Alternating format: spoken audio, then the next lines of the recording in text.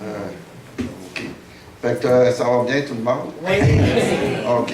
Fait qu'on va y aller. Le témoignage pour moi était un examen intérieur qui m'a permis d'éclairer mon cheminement intérieur pour puiser une force intérieure nouvelle pour transformer ma vie.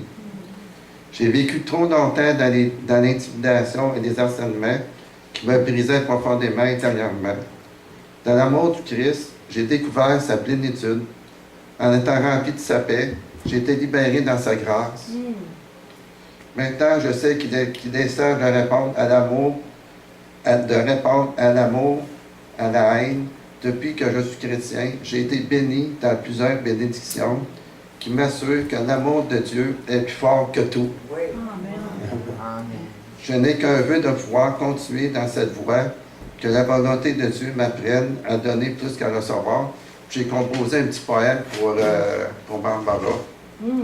C'est offre des fleurs à celui qui t'intimide pour qu'il puisse découvrir la beauté du cœur dans la force du Christ et laisser parler un peu de tendresse pour que le pouvoir de la grâce finisse par nous rapprocher et non nous déchirer.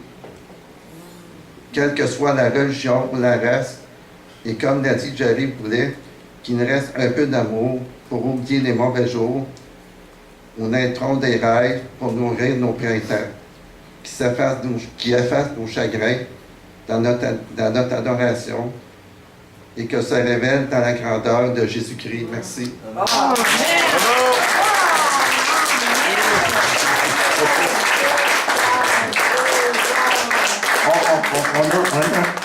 On a un poète, hein? C'est bien, il y a des poètes partout dans le monde, mais on a besoin, comme les chrétiens aussi, hein? Des gens qui expriment... Quelle ça a été la première fois là, que tu as vraiment entendu parler de Jésus? C'était quand la C'était première avec fois? Marcel Gagnon, il y a OK. peut-être 15 ans dans le temps. Ah oui, Marcel, c'est un grand ami que j'ai connu il y a...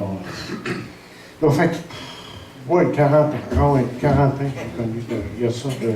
J'ai connu toute la famille Gagnon parce que son oncle a été mon pasteur quand j'étais jeune. Et tout ça. Moi, j'ai bien connu. Alors, c'est la première fois. Oui. Première fois. OK. Bien. Ton désir maintenant, c'est quoi là, de suivre Jésus? Juste un petit peu, beaucoup? Non, beaucoup. Beaucoup. Ça, il n'y a pas. OK, merci beaucoup, Pierre. Bravo!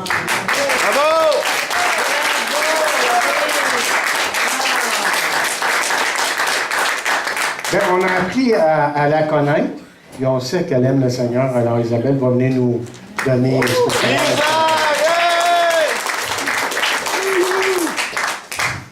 Salut. Salut. Je vais prendre le micro, je suis plus à l'aise, vraiment. Je suis née dans une famille chrétienne. Mon père et ma mère étaient déjà très proches de Dieu et sauvés depuis plusieurs années avant ma naissance. J'ai alors commencé l'école et dans ces temps-là, il y avait encore des cours de catéchèse ou de morale. Bien entendu, mes parents avaient choisi le cours de catéchèse, qui était un cours d'enseignement de Dieu. J'apprenais alors plusieurs psaumes 1 à 2 fois par semaine, en plus des prières que je faisais déjà à la maison avant de manger ou de me coucher. Mais malgré tout, j'avais de la difficulté à me faire une idée de qui était Dieu et ce qu'il avait de si spécial pour qu'on le prie autant. Mes parents se sont séparés quand j'avais 9 ans et un souvenir me revient en tête à chaque fois que je pense à leur séparation. Je dormais quand j'étais petite dans un lit superposé. J'y étais allée pour lire un livre et l'ayant fini, j'ai voulu poser mon livre sur ma commode qui était juste à côté. Malheureusement, la rambarde de sécurité a cédé et j'ai tombé, le milieu de mon dos ayant frappé le coin de la commode. Quand ma mère a entendu le bruit de mon fracas sur le sol, elle s'est précipitée pour me trouver à terre en pleurs. Elle m'a prise dans ses bras, m'a posée sur le lit du bas et a prié Dieu pendant au moins 10 bonnes minutes pour que rien de grave ne m'arrive. Le lendemain, c'était comme s'il ne s'était rien passé.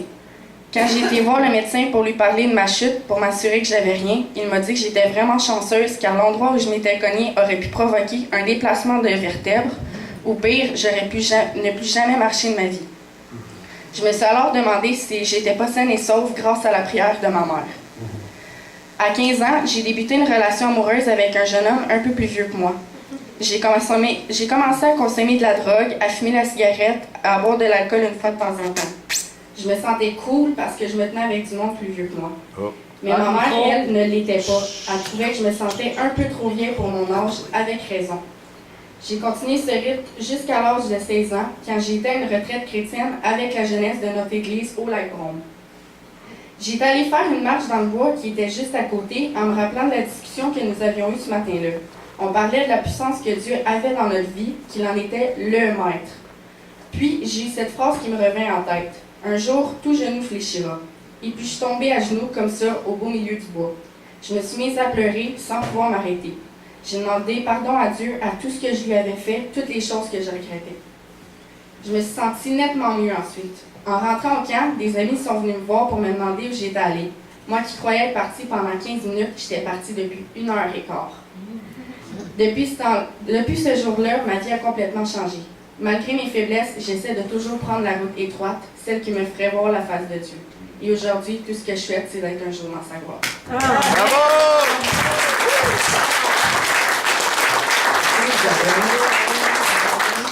C'est-tu un verset que tu aimes beaucoup dans Le psaume 91. Ah oui, le psaume de Moïse. Ouais. C'est un très beau psaume, ça aussi. Oui. Il y a tellement de belles paroles dans la parole de Dieu, hein, qui nous montrent que d'abord que Dieu est fidèle, malgré nous. Hein, malgré nous, un peu. Ça serait nous autres, ça serait perdu depuis longtemps. Okay.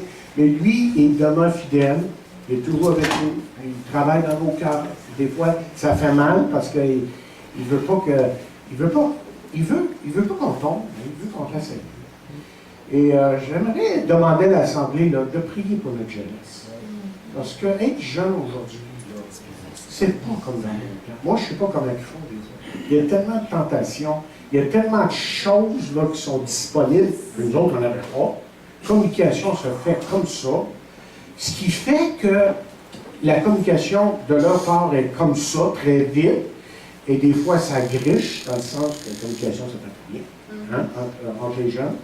Et là, il faut se reparler, puis arranger les choses et tout ça. Mais il y a toute la question de tentation aussi. Toute la question de tentation. On est tiré d'une part et d'une autre. Et il faut prier que nos jeunes restent solides. Solides.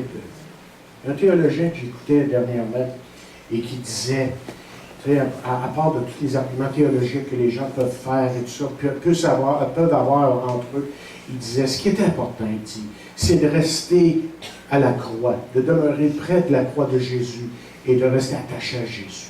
C'est ça qui est important. C'est ça qui est l'essentiel. Et c'est pour ça que Paul a dit, je voulais savoir autre chose de vous que Jésus-Christ crucifié.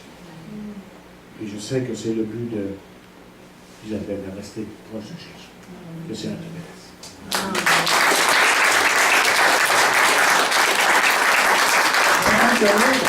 On peut chanter maintenant le chant qui a été écrit